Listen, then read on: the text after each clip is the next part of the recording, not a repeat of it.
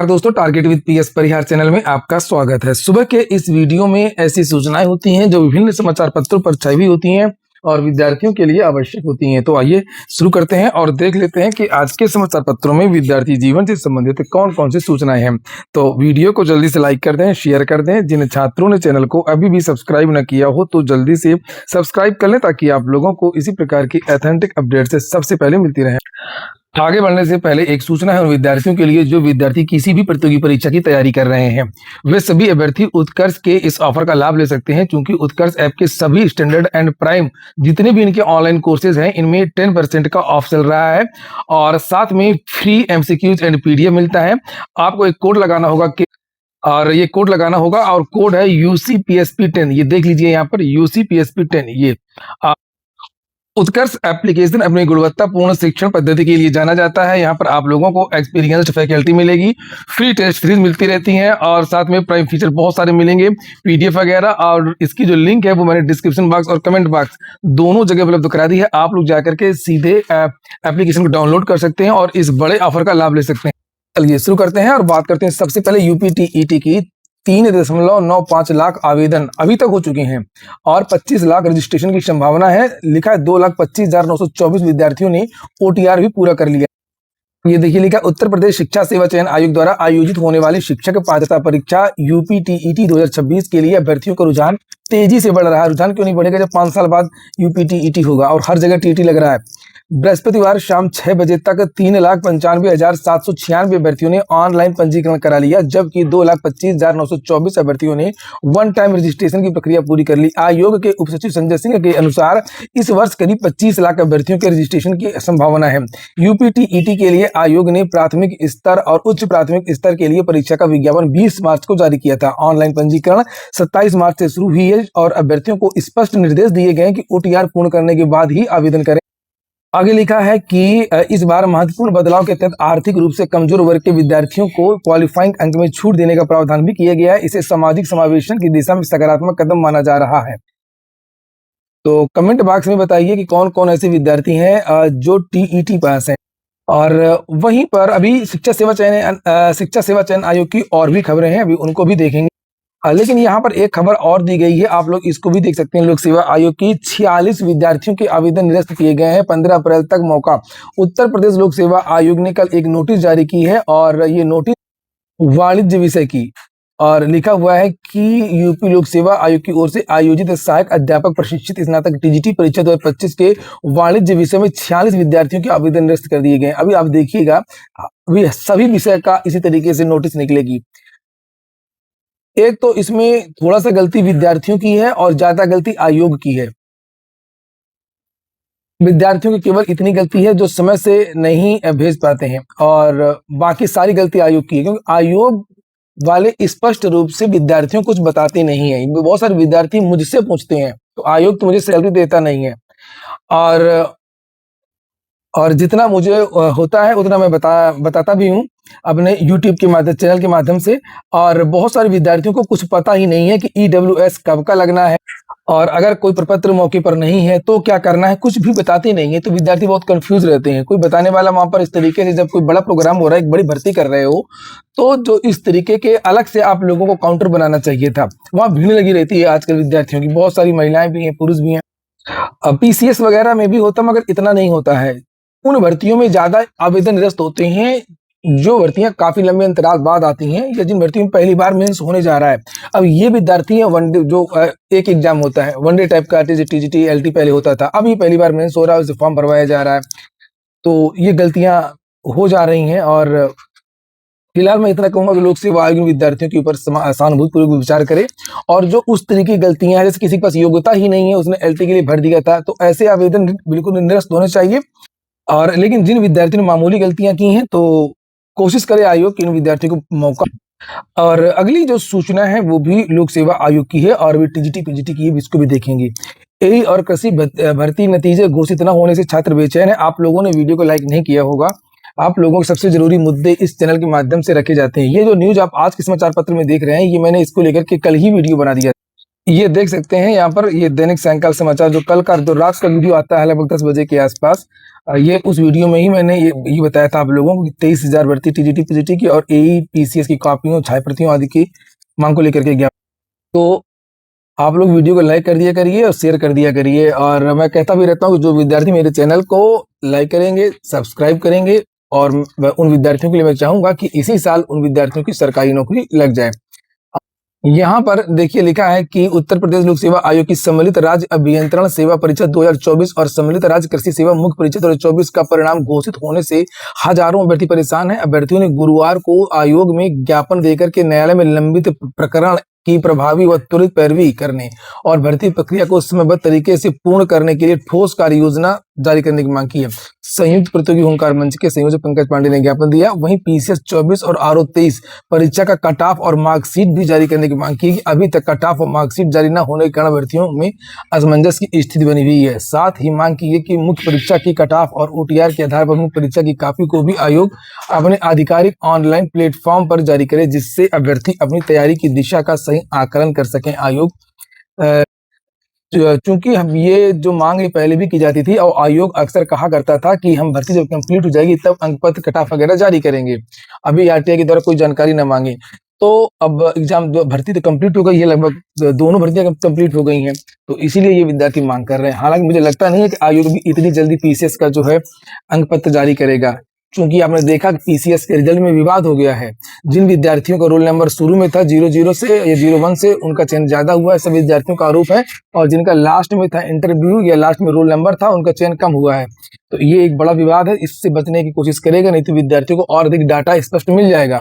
अगली सूचना TGT PGT को लेकर के है, और इसको लेकर के मैंने कल शॉर्ट वीडियो भी बनाया था और लॉन्ग वीडियो भी बनाया था।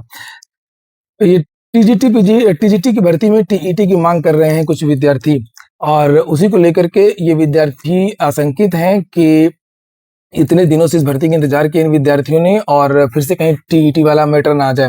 क्योंकि आप लोगों ने भी देखा होगा, समाचार पत्रों के माध्यम से भी जानकारी दी कि टीजीटी की नई भर्ती में अनिवार्य होगा टीईटी, ये आप लोगों ने भी देखा होगा। और हाई कोर्ट से एक आदेश आया था, जय हिंद यादव ये लिखा हुआ है, वह अन्य की याचिकाओं पर अधिवक्ता संजय कुमार यादव, तान्या पांडा को सुनकर के दिया गया था। तो हाई कोर्ट ने एक आदेश दिया जिसमें राज्य सरकार को जो नियमावली भर्ती की उसमें संशोधन करने का निर्देश दिया है, और लोक सेवा आयोग को भर्ती के संबंध में शुद्धि पत्र जारी करने के लिए भी हाईकोर्ट ने कहा है। और लोक सेवा ये बताए ये भर्ती कक्षा 9 और 10 के लिए, ना कि जूनियर की कक्षाओं के लिए, क्योंकि नोटिफिकेशन में एलटी के नहीं लिखा था। मामला खास तौर से एलटी को लेकर के गया था। अब यही विद्यार्थी जो कोर्ट गए थे एलटी में टीटी लगवाने को लेकर के, यही विद्यार्थी जो है हाईकोर्ट का आदेश लेकर के शिक्षा सेवा चयन आयोग गए थे, और कोर्ट भी जा रहे हैं कि पुरानी टीजीटी और नई टीजीटी जो आने वाली है तो उसमें टीईटी को लागू। उसी को लेकर के यहाँ पर इन विद्यार्थियों ने शिक्षा सेवा चयन आयोग के अध्यक्ष को ज्ञापन सौंपा है और अनुरोध किया है कि 4 वर्षों बाद आने वाली इस भर्ती में लगभग 24,000 पद विज्ञापित होने की संभावना है। सबको मिलाकर के टीजीटी पीजीटी और प्रधानाचार्य प्रधानाध्यापक की भी लगभग 2500 भर्ती है। टीजीटी की लगभग 16,100 भर्ती है, पीजीटी की लगभग 2700, ये दो शायद दुगना हो जाएगी।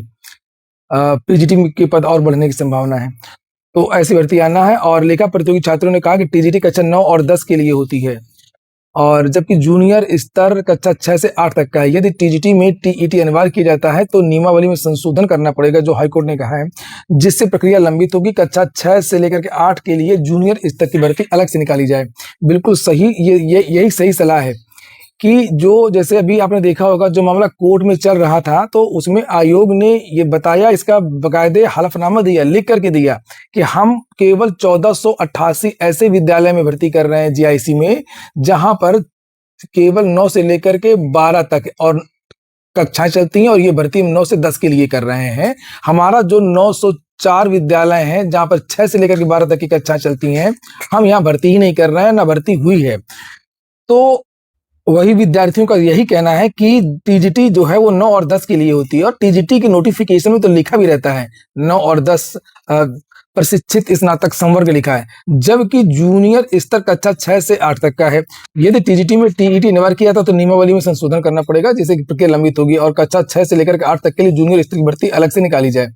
ये और कुल मिलाकर के विद्यार्थियों को यही कहना है कि ये जो टीजीटी का विज्ञापन है ये ऐसे चलने दिया जाए, और मतलब जो नया विज्ञापन निकलेगा उसको ऐसे निकाला जाए जिस तरीके से भर्तियां अभी तक निकलती रही हैं, और जो जूनियर स्तर की जो भर्ती है उसका विज्ञापन अलग से निकाला जाए। और इसमें यहाँ पर देख सकते हैं ज्ञापन देने वालों दिनेश यादव, सुनील कुमार, रितेश गुप्ता, पीएस परिहार, यहाँ मेरा भी नाम है, क्योंकि मैं भी इस बात का समर्थन करता हूँ कि जो जूनियर की भर्ती है वो अलग से निकलना चाहिए, इसके साथ में नहीं निकलना चाहिए। सुबोध कांताली शामिल थे। और जो छात्र शिक्षक अनुपात का जो जाता है ब्यौरा, जो अध्याचन वगैरह जाता है, वो भी केवल 9 और 10 का ही जाता है, चाहे वो एलटी हो, चाहे वो टीजीटी के विद्यालय हो। भले ही सरकार या अधिकारी जो भी लोग हैं वो पढ़वा लेते हैं 6 से 8 के लिए, लेकिन वो वैध नहीं है। ये वैध केवल 9 और 10 के लिए है, एलटी और टीजीटी। और मुझे ऐसी उम्मीद है कि यही होना चाहिए और यही होगा। तो कमेंट बॉक्स में बताएं कि कौन कौन से विद्यार्थी चाहते हैं कि यही चीजें हों। अगली सूचना है यूपी बोर्ड की। लिखा है 28 और 29 अप्रैल को आ सकते हैं यूपी बोर्ड परीक्षाओं के परिणाम। माध्यमिक शिक्षा परिषद यूपी बोर्ड की हाई स्कूल और इंटरमीडिएट परीक्षा 2026 का परिणाम 28 या 29 अप्रैल को घोषित किया जा सकता है। परिषद ने परिणाम जारी करने की तैयारियां तेज कर दी हैं। परिषद के स्तर पर परीक्षार्थियों के आंतरिक अंक अपलोड कर दिए गए हैं। वहीं जिन छात्रों की प्रयोगात्मक परीक्षाएं छूट गई हैं उन्हें भी संपन्न करा लिया।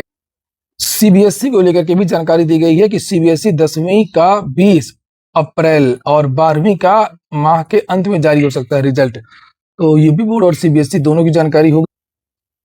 शिक्षा मित्रों का मानदेय और अनुदेशकों का मानदेय बढ़ाने का कल शासनादेश जारी हो गया। आपने देखा ही होगा, व्हाट्सएप ग्रुप पे वायरल हो रहा था। और लिखा है कि कैबिनेट ने 18,000 और 17,000 रुपए तय किया है।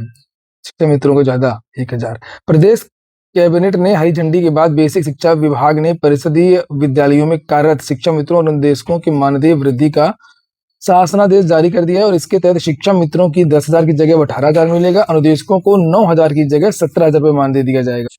अब कुछ संविदा वगैरह की जो भर्तियां निकली हैं आप लोग उनको देख सकते हैं। यहाँ पर ये लखीमपुर खीरी से आई है, कस्तूरबा गांधी आवासीय बालिका विद्यालयों की भर्ती है, जिससे आप लोग यहाँ पर देख सकते हैं।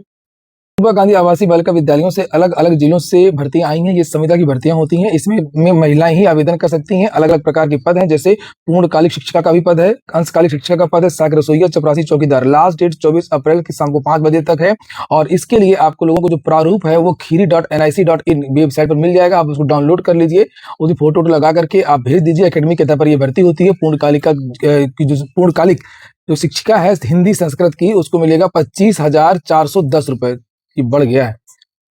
हाँ, और यहाँ पर 25 से 45 वर्ष की आयु अगर है तो आवेदन कर सकती हैं। पूर्णकालिक शिक्षिका गणित की भी भर्ती है, सामाजिक विज्ञान की भी भर्ती है, और अंग्रेजी की भी भर्ती है, शारीरिक शिक्षा की भी भर्ती है। अंशकालिक शिक्षिका में कंप्यूटर की भी भर्ती है, और अंशकालिक शिक्षिका में कला, क्राफ्ट, गृह विज्ञान, संगीत की भी भर्ती है, जिसे आप लोग यहाँ पर देख सकते हैं। इनको अंशकालिक शिक्षिका को मिलता है 12,790 और पूर्णकालिक को मिलता है लगभग 2 गुना 25,410। और नीचे सहायक रसोइया वगैरह का भी पद है। टोटल पद यहाँ पर लिखे हुए हैं 25। और इसी तरीके से हाथरस से भी वैकेंसी आ गई है शिक्षकों नहीं, शिक्षिकाओं कहा जाएगा। इसकी जो लास्ट डेट है वो 22 अप्रैल है। यहाँ पर 22 अप्रैल को 5 बजे तक आप लोग हाथरस की जो वेबसाइट है वहां से जाकर के प्रारूप डाउनलोड करके अपने प्रमाण पत्र फोटो वगैरह लगा करके भेज सकते हैं। और यहाँ पर ये पद कौन कौन से हैं देख लेते हैं। प्रधानाचार्य का पद है, प्रधानाचार्य का वेतन है यहाँ पर 30,000 रुपए। और पीजीटी का भी पद है, पीजीटी प्रशिक्षित, तो 22,000 रुपए है। और पीजीटी अंग्रेजी को 22,000 रुपए है, पीजीटी गणित को भी 22,000 रुपए है, पीजीटी जीव विज्ञान को भी 22,000 रुपए है। तो इस तरीके के पद हैं। ये जो नोटिस मैं डाल दूंगा टेलीग्राम चैनल पर। अगर आप लोगों ने टेलीग्राम चैनल को ज्वाइन ना किया हो तो उसको जरूर ज्वाइन कर लें। टेलीग्राम चैनल में बहुत सारी इस तरीके की नोटिस वगैरह आपको मिलती रहे, क्योंकि पूरे दिन इस तरीके के बार बार वीडियोज नहीं बनाए जा सकते। और नई छोटी छोटी जानकारियों के लिए मैं अलग से वीडियो बनाता हूँ। और टेलीग्राम चैनल की लिंक मेरे प्रत्येक वीडियो के डिस्क्रिप्शन में उपलब्ध रहती है। अच्छा, प्रयागराज में एक और केवीएस केंद्रीय विद्यालय से भर्ती निकली संविदा वाली। यहाँ पर लिखा शिक्षकों की पूर्णतः अस्थायी संविदा आधारित नियुक्ति। यहाँ पर आप लोग देख सकते हैं जो भी विद्यार्थी प्रयागराज के हों वो अपना ऐसे पढ़ाना चाहते हो तो 12 अप्रैल 2026 की शाम को 5 बजे तक फॉर्म भर करके जमा कर दें। 5 बजे के बाद भरे फॉर्म पर आवेदन पर विचार नहीं किया जाएगा। और ये आवेदन के बाद में जो स्नातकोत्तर पीजीटी भौतिक विज्ञान का जो इंटरव्यू है वो होगा 16 अप्रैल का। आप लोगों का परामर्श एवं स्वास्थ्य शिक्षक, सामाजिक भावनात्मक जो परामर्शदाता, काउंसलर, करियर परामर्शदाता, तो 16 अप्रैल को इसका भी है। यहाँ पर अन्य जानकारियां नीचे दी गई हैं जिन्हें आप लोग देख सकते हैं। अब जल्दी से थोड़ा सा देख लेते हैं जो नई वैकेंसी आज के पेपर में दी गई हैं। जैसे मैं हमेशा लास्ट में बताता भी रहता हूँ भर्तियों के बारे में। मध्य प्रदेश कर्मचारी चयन बोर्ड, सुगम रक्षक, जेल वार्डर आदि की भर्ती आई है। 1679 पदों पर 30 अप्रैल लास्ट डेट है। एम्स देवधर से भर्ती आई 142 पदों पर सीनियर रेजिडेंट की भर्ती है। सीएससी में करें आवेदन, 78 पदों पर भर्ती है। ESIC वाराणसी से 43 पदों पर भर्ती है, प्रोफेसर, असिस्टेंट प्रोफेसर आदि की। सेंट्रल बैंक ऑफ इंडिया से 26 पदों पर वैकेंसी निकली हुई है। सी डॉट में भी वैकेंसी है 16 पदों। आज के वीडियो में इतना ही। पूरा वीडियो सुनने के लिए बहुत बहुत धन्यवाद।